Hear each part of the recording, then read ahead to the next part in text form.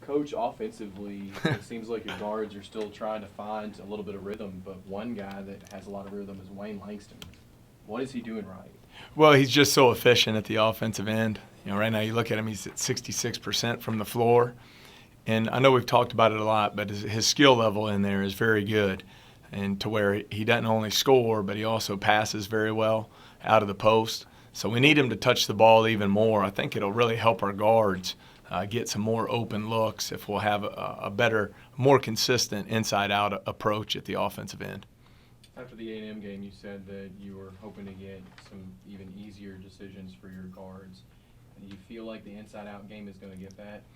Well, I think so. It's not necessarily the decision making. It's just more the execution and finishing the plays. When you look at our point guard play, I'm very pleased there. We're 39 to 18 assist to turnover between Bryce and Chad combined, and for two guys their first year in the program, that's an outstanding ratio. At the end of the day, though, I think if we can get that ball into Wayne, he's starting to garner some double teams, and he does a nice job passing out of it. We'll get some higher percentage shots from the perimeter and hopefully get our guys some more confidence out there on the floor.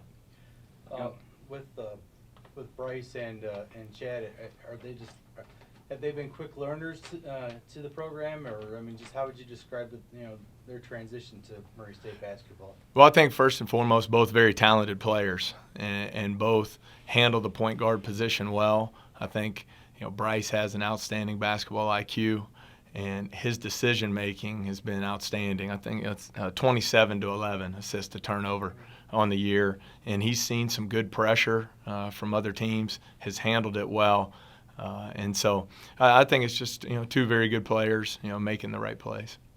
You talked after the A&M game talking about how you need to change things offensively, trying to get your guys better looks. Is that a simple fix, or is that something that you have to go in and kind of change things like you did, I guess, defensively at the beginning of the year after the pregame? I think it'll be a fairly simple correction. Because we've shown the flashes of doing it. Even the first half of the Alabama A&M game, our execution was outstanding offensively. We scored 40 points. We assisted on 10 of our 15 baskets. And I think if you look at our successful spurts offensively here early in the season, it's been when we've been in that 67% assist rate, meaning basically 2 out of every 3 baskets we've been assisting. When it's gone to just strictly one-on-one play, I think that's when we've struggled. Our shot selection hasn't been as good as it needs to be. So I think it's more just decision-making, making the extra pass, passing up a good shot to get a great shot, and you'll see our percentages start to climb. Last year, statistically at this time, you all were very similar to what you are this year. What did you all do last year that got things turned around? Oh, I think, just completely different teams. I think last year, just speaking to that team, in November, we're really trying to find their way. Even though there were a lot of returners on that team, the chemistry in November wasn't great. Shot selection wasn't great. And I think those guys made a concerted effort to buy into the team. And when they did so, the talent on the team really took over. And as they played as a cohesive unit, you saw what they were able to do, with the 25-game winning streak. So, this year's team, completely different group.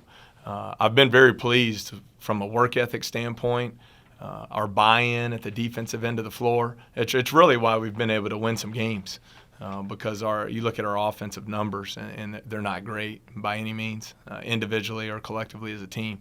But at the defensive end, we're holding opponents to 39% from the floor. Our defensive rebounding percentage is very good.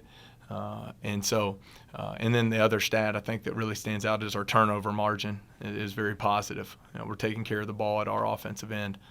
The defensive end, we're forcing some turnovers. So if we'll continue to do those things and then improve upon the offensive execution and finishing plays, we'll have an opportunity to keep getting better. I know you said in the past that you want DeMarcus and Moss to get to the free throw line a little bit more. DeMarcus 18 free throws, Moss only 16 when he's probably the best free throw shooter on the team. Do you want them trying to get to the line a lot more in their games? Well, I think we need to.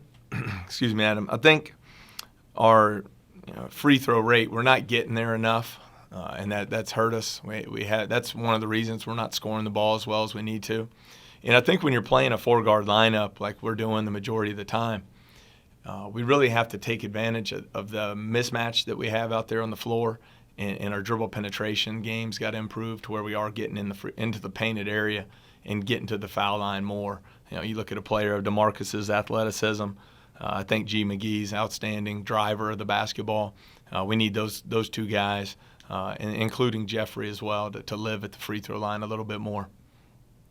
Coach, are you surprised with Chad Culbra's play? I know a lot of fans and even some media types, and we didn't know what he was, and now, 6-7 games in, he's provided a great spark off the bench. He's been fantastic for us. I think the key word for Chad right now is just consistency. Right now he's been either home run or he's struggled a little bit in decision making at the offensive end because he's got one speed. He plays extremely fast, plays very hard. But he's been a huge spark for us because he brings great toughness. He's one of our most energetic, toughest players, and he's a very good defender. He's one of those guys, and I know we've said it before, but I wouldn't want him guarding me if I was out there playing because he's just a pest. He really gets after you. And then, the thing that he does so well is he can shoot the ball. He scored almost 3,000 points in high school. And that's kind of been Chad's strong suit growing up. And now it's just a matter of adjusting to the speed of the college game. You got to play with multiple paces. And right now he's in that full speed ahead. But I'd much rather have to slow him down a little bit than try and get his motor cranked up. So, been very, very pleased with his play and what he's brought off the bench. And now able to play him and Bryce together some, I think is going to be a successful lineup for us. Talk about DeMarcus Croker. Now, a lot of times it takes a guy that's set out a year, it takes him a while to sort of regather their confidence. Is he still searching for his somewhat? Well, I don't think so. I think, one thing with DeMarcus, probably expectations are unrealistic. Everyone's seen his YouTube videos, and they think he's going to be the number 1 pick in the draft. And he's not there yet. But DeMarcus needs to play with great confidence because he is an elite level athlete. And he's capable scorer. The thing he's done exceptionally well for us is rebound the basketball. I mean, that's been huge for us. And then as the season progresses, I think he'll become a guy who can be a lockdown type defender. And that's something we're missing right now. We've seen it. Our team defense has been very good, in my opinion. But when we've run into elite level players, we've had a hard time stopping those individuals. And DeMarcus is a guy we've challenged. We want him to be the perimeter defender who can step in and do that. So, he hadn't played in a year, so there is a little bit of rust to knock off. But, he's doing well for us. What's the biggest challenge that Houston will offer you? Oh, just they're loaded talent-wise. They have really good talent at every position. And I think when you look at Pollard inside, he plays kind of as a point forward for him. And he whipped us here last year. He's a McDonald's All-American out of high school, just a phenomenal talent. So he presents some problems for us from a matchup standpoint. And then they had guards sitting out, one other point guard from Purdue, very good player, and then Dotson from Oregon, who started every game but one while in his 2 years at Oregon, a very talented scorer. So I think it's just going to be another night out where we're going to have a tremendous defensive effort. And then, like every other game for us, to focus on defensive rebounding and being able to check their guys out and keep them off the glass.